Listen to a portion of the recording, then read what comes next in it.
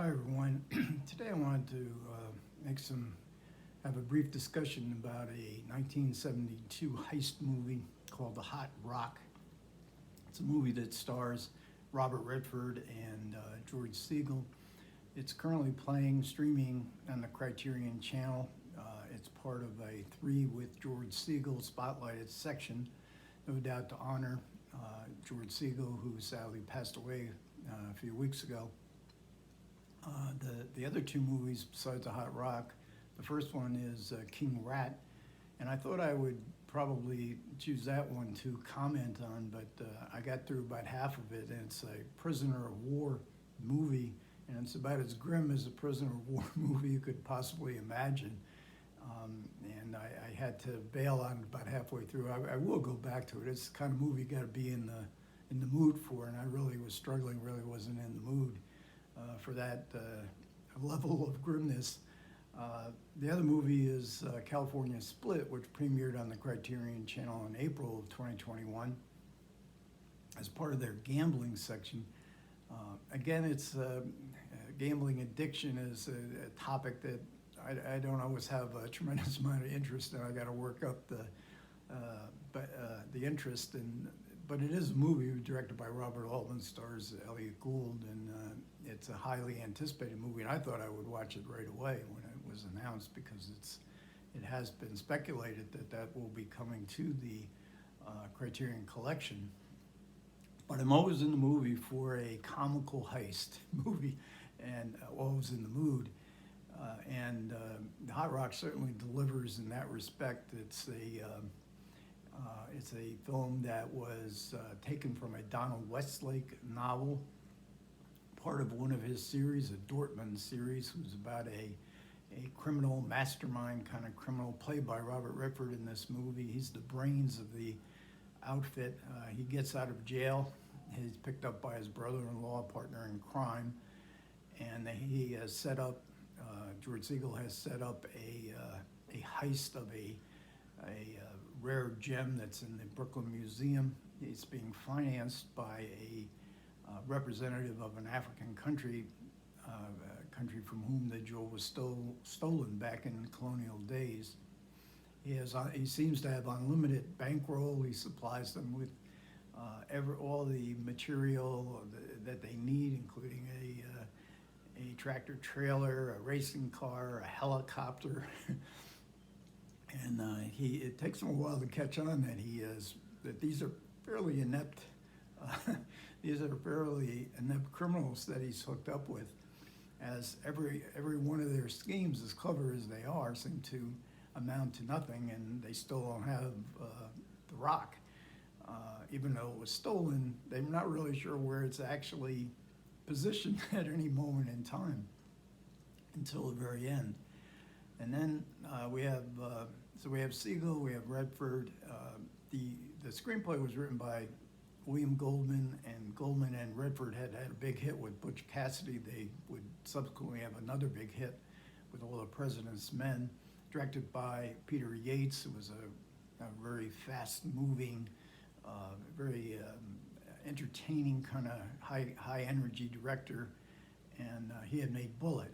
His big success had been with Bullet, and he had been a former race car driver, which is probably why the car chases in Bullet work so well. And there's a bit of boom in The Hot Rock as well. The sporting players are really good. Moses Gunn as the representative of the African nation, who gets exasperated as the film goes on. Then there's Ron Liebman, who plays the getaway driver. He can drive the race cars, he can fly a helicopter. And then he too has sort of a high energy kind of personality, very funny, especially when he gets lost finding the police station. In the helicopter, they're trying to find a police station. He can't find it, lands on the wrong building.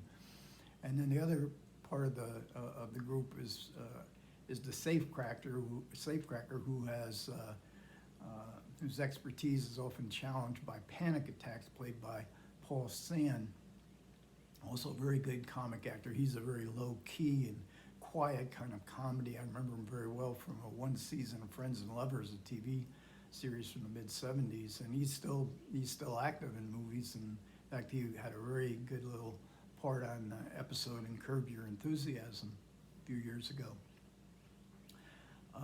So the story is about break-ins. We have a break-in to the museum to steal. We have steal the hot rock. We have a break-in into prison. Then we have a break-in into a police station, which is probably the funniest of all the break-ins. It's one of the policemen there tell them, "Are you sure you're in the right place?" They're throwing bombs and tear gas and to get into the police station.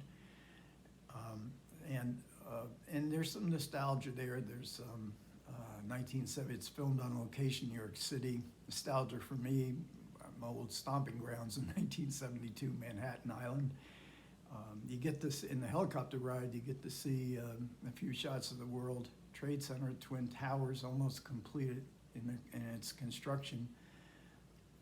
And it's got some good little bits of character actors that pop up. There's Charlotte Rae, William Redfield, Graham Jarvis, and then in a much larger role, Zero Mostel, and he plays Paul Sand's father, who gets involved in the theft, and he's a shyster lawyer.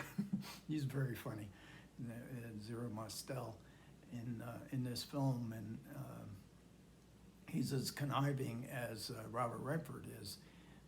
But Redford thinks he's jinxed, but then he comes up with one more big plan. He can't give it up. He's got to get that rock. Everything seems to go wrong. So the final sequence involves a bank heist, and I'm not going to describe it, but it involves hypnotism, and it involves a trigger word, Afghanistan, Bananistan. And so the film ends on a real high, and very much an appropriate high, I think, for a very fun movie. And now I mentioned the three with George Segal that's playing on the Criterion Channel, and I was hoping it'd be more than three. I appreciate what they're doing, and especially in this era that's between King Rat and California Split. Segal was a really high in demand leading actor, not just for comedies. Eventually he would basically play comedies the rest of his career, and he plays very well because he is a great comic actor. I've made a video on the Quiller Memorandum that falls into this probably about a 10-year period, and I think maybe his best performance.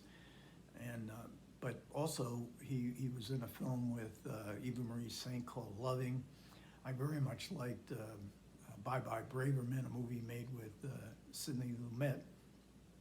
And there's a few others in there. I did stream on Amazon Prime. I rented Bloom in Love, which is probably his second best performance in my view, at least.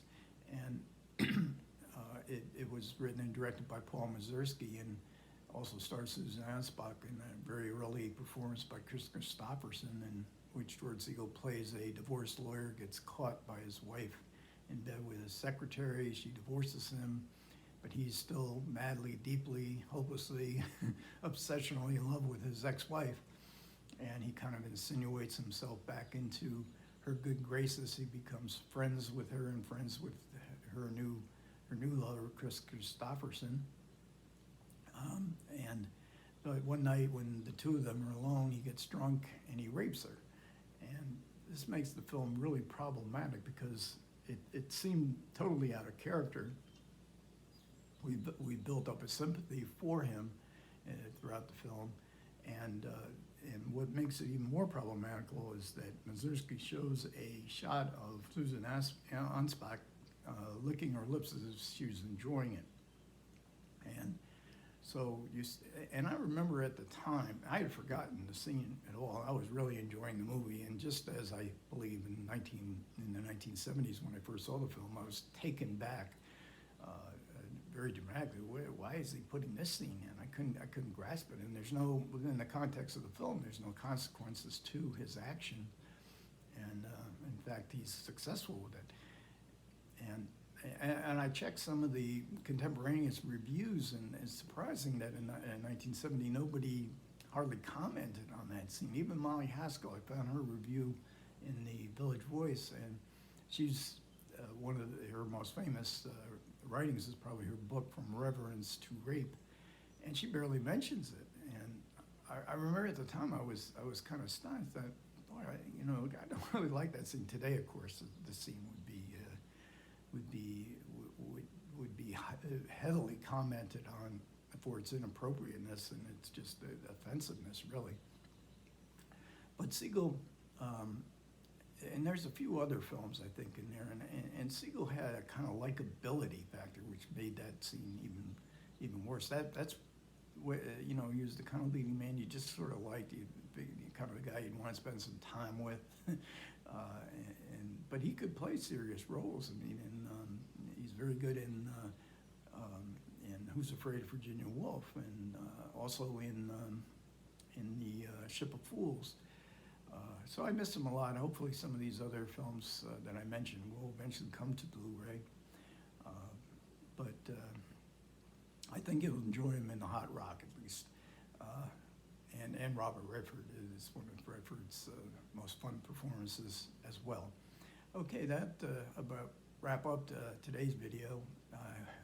Thanks a lot for everybody who stuck with me. I hope I said something interesting somewhere along the line. I appreciate it. And I will catch you guys next time.